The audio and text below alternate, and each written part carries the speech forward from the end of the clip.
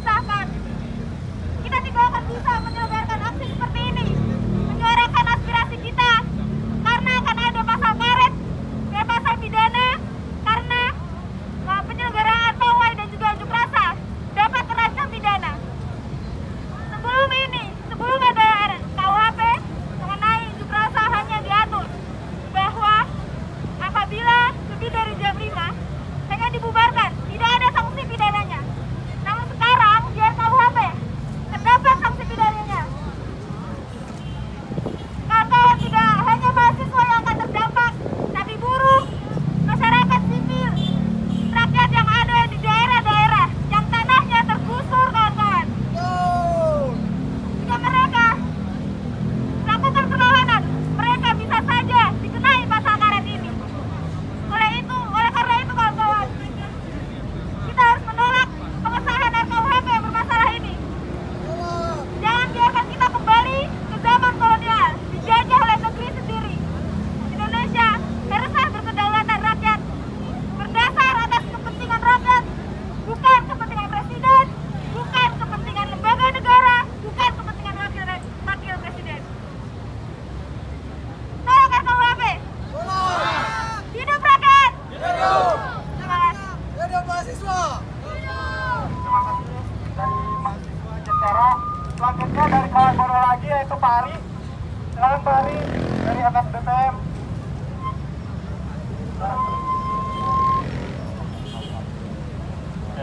Cek. Assalamualaikum warahmatullahi wabarakatuh. Assalamualaikum warahmatullahi wabarakatuh. Ya. Perkenalkan, nama saya Ari dari Federasi Serikat Buruh Makanan Minuman. Teman-teman, hari ini berduka apa enggak? Berduka apa enggak? Setelah tidak adanya demokrasi di Indonesia, kita mau jadi apa kawan-kawan semuanya? Kira-kira kita jadi apa ini? Kita bisa ngapain jadi rakyat Indonesia ketika RKUHP disahkan? Kita bisa katakan ini berduka yang pertama kali untuk hari ini, untuk khusus RKUHP. Sebelumnya kita udah pernah aksi-aksi yang lainnya. Saya hanya ingin mengatakan kepada para calon buruh yang sekarang masih duduk di bangku kuliah, tolong diingat-ingat. Perpecahan adalah musuh utama kita. Betul? Dan persatuan adalah kekuatan kita. Ketika kita nggak bersatu, bukan apa-apa lagi kita di sini. Tolong diingat, disampaikan ke semua orang, perpecahan adalah musuh kita. Dan persatuan adalah kekuatan utama kita. Jadi kita prihatin dan berduka hari ini. Sangat berduka yang mendalam. Jika pemerintah atau wakil kita, wakil rakyat, mengesahkan RKUHP ini. Tolong semuanya jangan merasa senang dengan hal ini. Semuanya bisa duduk nggak sementara? Kecuali yang pegang ini. Ya, kita duduk sementara bisa nggak? Tetap berdiri aja. Ya, tetap berdiri nggak apa-apa. Teman-teman semuanya, khususnya buruh, sangat keberatan dengan RKUHP ini. Dan kita hanya bisa bilang kita harus konsisten menolak. Kunci utama kekuatan adalah konsisten. Dan teman-teman mahasiswa, teman-teman rakyat semuanya harus mendukung kekonsistenan ini. Tanpa konsisten, kekalahan di depan mata. Bencana di depan mata kita. Jadi, kita tolak, rakyat bisa tolak RKUHP. Tolak! Gak apa-apa, hari ini kita pakai megafon ya. Gak apa-apa. Tapi ke depan kita suarakan bersama, ajak semuanya, semua rakyat diajak. Ketika ada instruksi dari organisasi atau aliansi, ajak semuanya untuk setuju untuk menutup jalan ini? Kita tutup saja udahlah.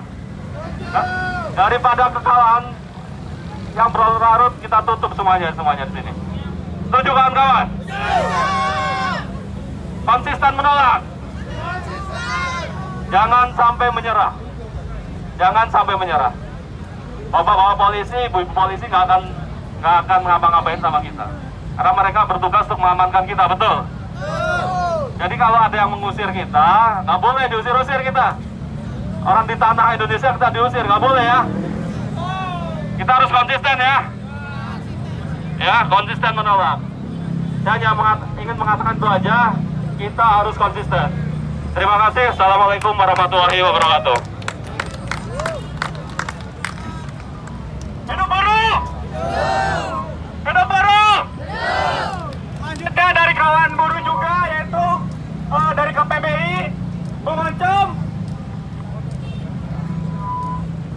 Dari KPBI atau Bung Boing. Untuk orasi di depan. Silakan Boing.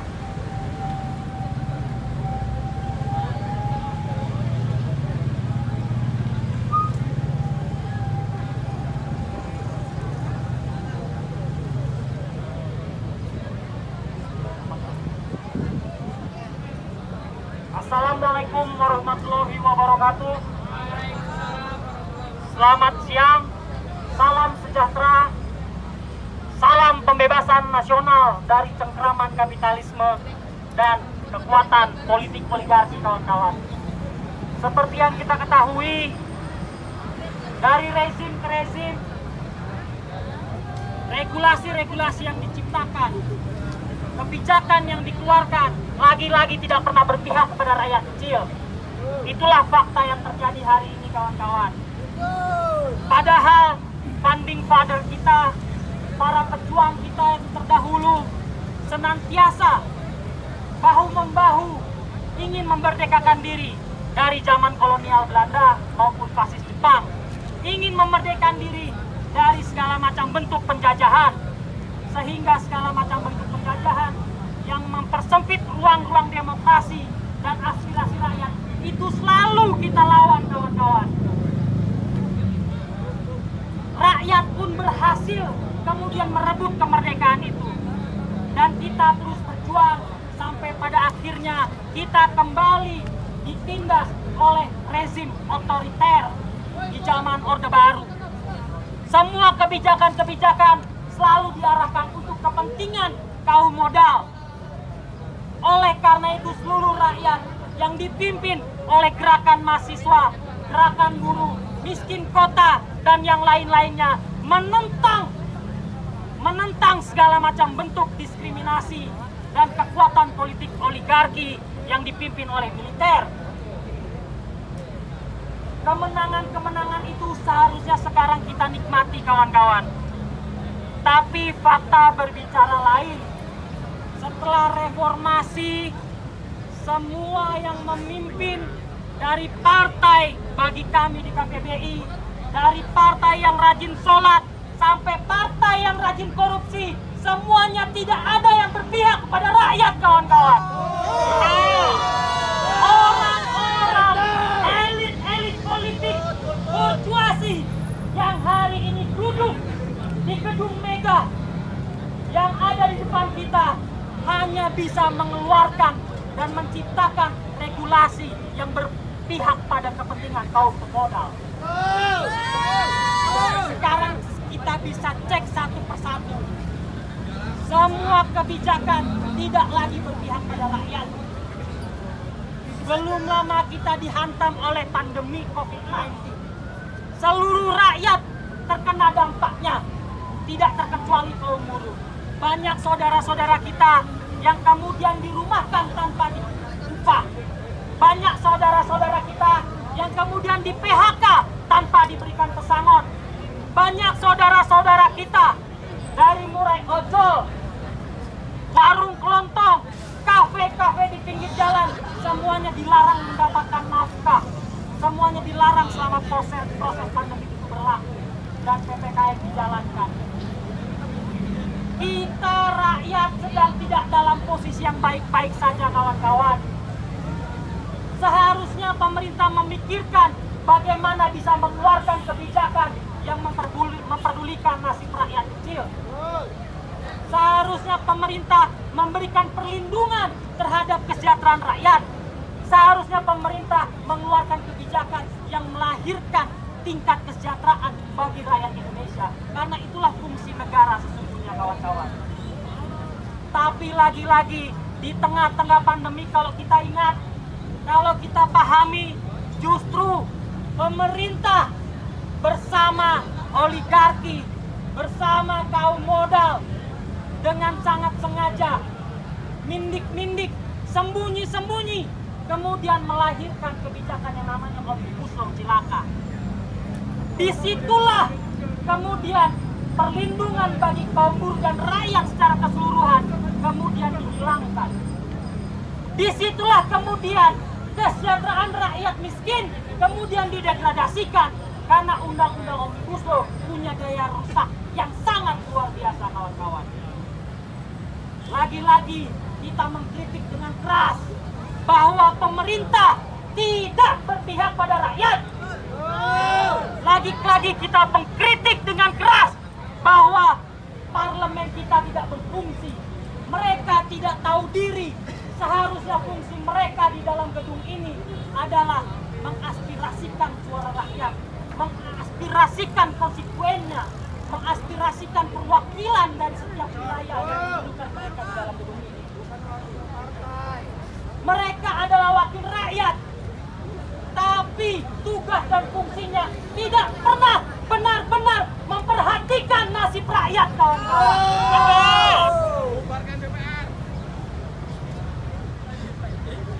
Lagi-lagi mereka abai. Lagi-lagi saya katakan mereka benar-benar sudah tahu diri, kawan-kawan.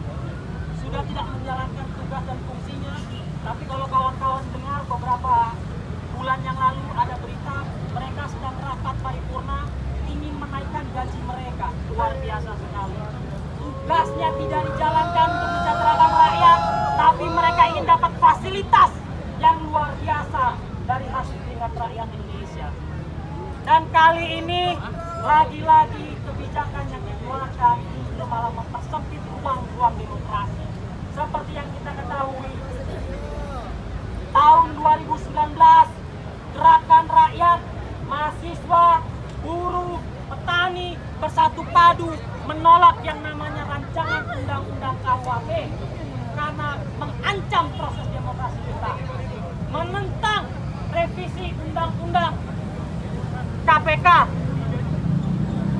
yang mempermudah korupsi di mana-mana, dan itu pun tidak digubris, kawan-kawan, malah lahir undang-undang itu.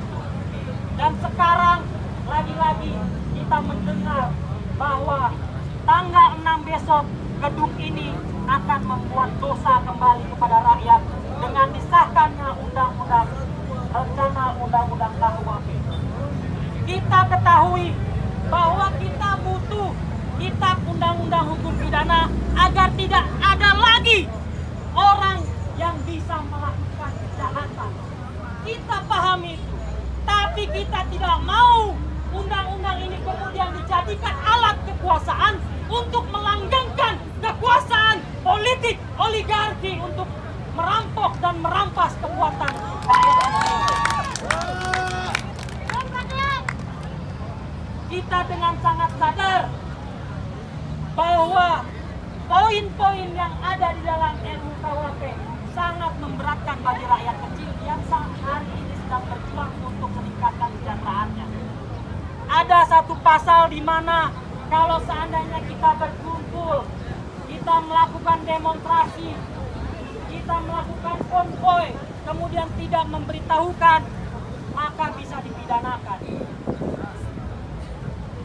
Saya ingin bilang kepada orang-orang yang ada di gedung ini, hei, seluruh anggota dewan, sadarlah kawan-kawan di sana bahwa rakyat Indonesia masih miskin, bahwa rakyat Indonesia masih sengsara di bawah penindasan kapitalisme, kawan-kawan.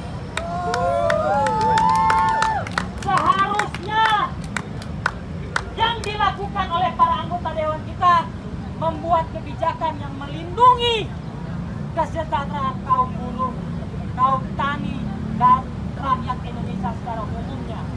Bukan kemudian membatas-batasi, dilarang untuk melakukan demonstrasi, padahal rakyat sedang berjuang menuntut upah yang lebih layak.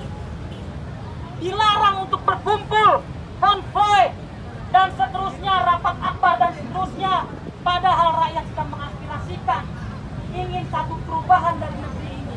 Negeri yang kaya, dari Sabang sampai Merauke, apa yang tidak kita punya, kawan-kawan? Tambang kita luar biasa,